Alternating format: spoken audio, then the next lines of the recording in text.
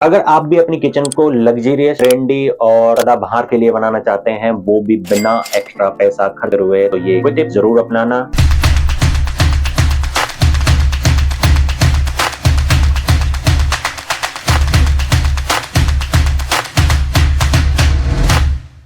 तो पहली बात करते हैं, सिंक कौन सा लेना चाहिए। सिंक आपको लेना चाहिए अंडर काउंटर ही लेना चाहिए, एसएस लेना चाहिए उसका जो 304 ग्रेड का। अंडर काउंटर सिंक क्या होता है? अंडर काउंटर सिंक ये होता है कि जो आपका जो काउंटर लगा है, जो उसकी पत्तियां आएंगी, वो पत्तियां अंदर चली जानी चाहिए, ना कि उसके ऊपर। उससे फायदा ये होगा, जो काउंटर के ऊपर पानी पड़ा होगा वो भी आपके बाउल के अंदर चला जाएगा। अब बात करते हैं बाउल की डेप्थ। डेप्थ आपको 8 से 10 इंची से ज्यादा नहीं लेनी है। अगर आपने ज्यादा गहरा वाला ले लिया तो कमर में दर्द हो जाएगा। अब बात करते हैं बाउल के बाहर वाला सरफेस है, उसके ऊपर एक रबड़ की कोटिंग आती है। जब उसके ऊपर बर्तन गिरते हैं तो उसमें जो तेज आवाज होने वाली थी वो साउंड को ऑब्जर्व कर लेता है। अब भाई सिंक की बात कर रहे हैं तो ट्रायंगल की बात जरूर करेंगे। ट्रायंगल क्या होता है? ट्रायंगल किचन के अंदर जरूर अपनाना। एल शेप, यू शेप, जी शेप, जिस शेप की भी आपकी किचन है उस शेप में ये ट्रायंगल्स आपको किस तरीके से फिट करने हैं। जैसे कि फ्रिज हो गया, सिंक हो गया और हॉब हो गया, इसका ट्रायंगल बनता है, इसके डिस्टेंस है, ये जरूर देख लेना कि आपकी जिस तरीके की किचन है उसके अंदर ये डायमेंशंस मेंशन जरूर होने चाहिए। नेक्स्ट बात करते हैं, हमारे पास बहुत सारे बर्तन होते हैं, धो करके अंदर रख देते हैं और कुछ दिन बाद उसमें स्मेल सी आने स्टार्ट हो जाती है। तो उसका कारण ये है कि आपका जो पानी पड़ा हुआ था अंदर, तो उसको आपको ड्राई भी करना है, तो उसके अंदर आपकी वेंटिलेशन ग्रिल आती है, वो लगवा देनी है। इससे क्या है कि वेंटिलेशन होता रहेगा और स्मेल भी नहीं बनेगी। ग्रिल बात हो गई है, तो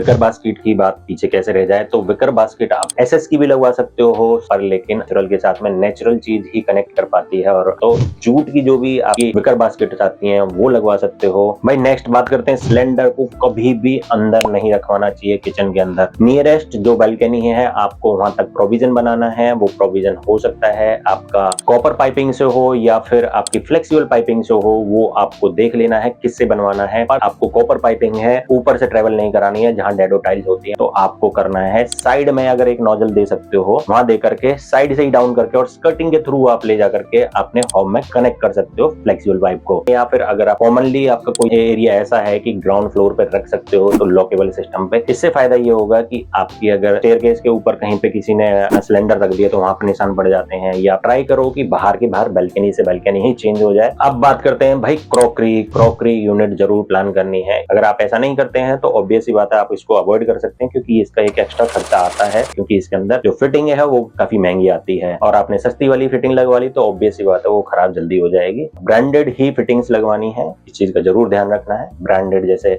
हैपले हो गया, हैटिक हो गया, ओजोन हो गया, इस तरीके की आप ब्रांडेड कंपनियों में जा सकते हैं। अब बात करते हैं छोटे अप्लायंसेस, जैसे कि आपका मिक्सी हो गई, जूसर हो गया, कॉफी मेकर हो गया, ड्रायर हो गया। ऐसे छोटे छोटे अप्लायंसेस को हर कोई भूल जाता है, तो इनके लिए एक सेपरेट कैबिन बनती है। वो क्या है, ऊपर से नीचे शटर्स लग जाता है, जो कि रोलिंग शटर होता है, डेप्थ के बराबर का वो बन जाता है और वो काउंटर के ऊपर इस तरीके से प्लेस हो जाता है। ना तो ज्यादा जगह घेरता है और स्टेप बाय स्टेप उसमें खाने बन जाते हैं। बस एक चीज का ध्यान रखना है, इसके अंदर अप्लायंसेस हैं, अप्लायंसेस को स्लाइडिंग शेल्फ के ऊपर ही रखवाना है, ताकि आप बाहर खींच करके उसमें आप काम कर सको। दूसरा, जहां स्लाइडिंग शेल्फ लग रही है उसके पीछे आपको सॉकेट जरूर छुड़वाना है और उसका जो ऑन ऑफ है वो बाहर होना चाहिए। नेक्स्ट बात करते हैं भाई लाइटिंग स्कर्टिंग के वहां पर आप लाइट लगा लोगे तो उसका फायदा ये है, पूरी लाइटें जलाने की जरूरत नहीं पड़ेगी। स्कर्टिंग की लाइट जला करके आप अपने अच्छी तरीके से काम कर सकते हो, दूसरे लोगों को डिस्टर्बेंस नहीं होगी। दूसरा, एक होती है अबव द काउंटर जरूर लाइट लगवानी है, उससे एकदम लग्जरियस लुक आता है किचन के अंदर। अब बात करते हैं भाई, चिमनी के दोनों तरफ हम शटर्स लगवा देते हैं, वो भी बोरिंग वाले, वही सेम कलर वाले, वो नहीं लगवाने हैं। उनकी जगह लगवा लेने हैं ब्लैक कलर के, क्योंकि जो चिमनी का जो गिलास होने वाला है, क्योंकि मैंने आपको बताया है 45 वाली लगवानी है, तो गिलास है जो उसका ब्लैक होता है, तो ब्लैक से 3 ब्लैक हो जाएंगे वो, तो आपकी जो किचन है वो लग्जरियस लगने लग जाएगी, चाहे किसी भी कलर में बनवाइए आपने।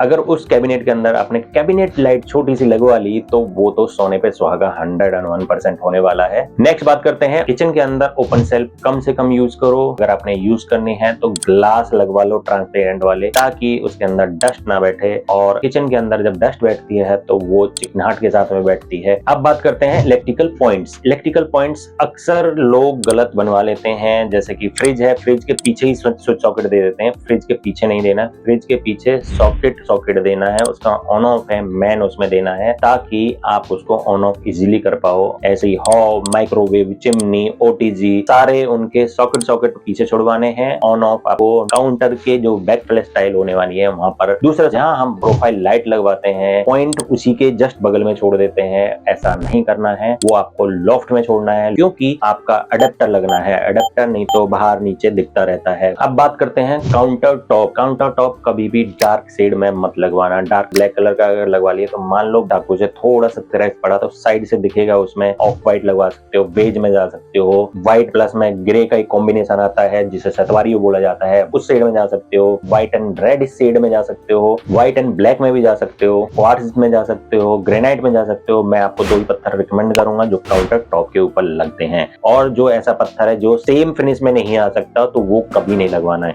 क्योंकि जब आप नैनो लोगे तो नैनो के ऊपर एक कोटिंग होती है, उसको नैनो कोटिंग बोलते हैं। वो ये समझ लो एक तरीके से कच्चा ग्लास है, अगर टूटेगा तो काफी शार्प एजेस होते हैं उसके अंदर, मैं उसको रिकमेंड नहीं करता। डाइनिंग टेबल होगी, कोई वैसे ब्रेकफास्ट काउंटर हो गया, वहां पर आप इस तरीके के पत्थर को यूज कर सकते हो। इसमें 17 mm की जो टाइल आती है उसको भी यूज कर सकते हो। अब बात करते हैं भाई जो काउंटर टॉप होने वाला है किचन का, उसको इंस्टॉल कैसे करना चाहिए। पहले ध्यान रखना है आपको कि जो बैक फ्लैश टाइल है वो पहले नहीं लगवानी है, पहले लगवाना है आपको काउंटर टॉप। काउंटर टॉप लगाने का तरीका ये है कि आपने कैबिनेट लगवाए, कैबिनेट के ऊपर आपकी WPC बोर्ड को इंस्टॉल कराना है, वो भी ऊपर से और नीचे की तरफ से स्क्रू करवाना है। इस कल को आपने कोई कैबिनेट निकालना है, अगर आपने ऊपर से स्क्रू कर दिया और उसके ऊपर से आपने काउंटर लगा दिया, मतलब वो कभी स्क्रू तो खुल नहीं सकता, और नहीं खुलेगा तो ऑब्वियस सी बात है वो टूट के ही निकलेगा, फिर खराब हो जाएगा। WPC बोर्ड इसलिए लगवाना है क्योंकि ये 101% आपका वाटरप्रूफ बोर्ड होता है। दूसरा, बैक फ्लैश जो टाइल है विक्ट्रीफाइड टाइल लगानी है, और अगर आपका बजट है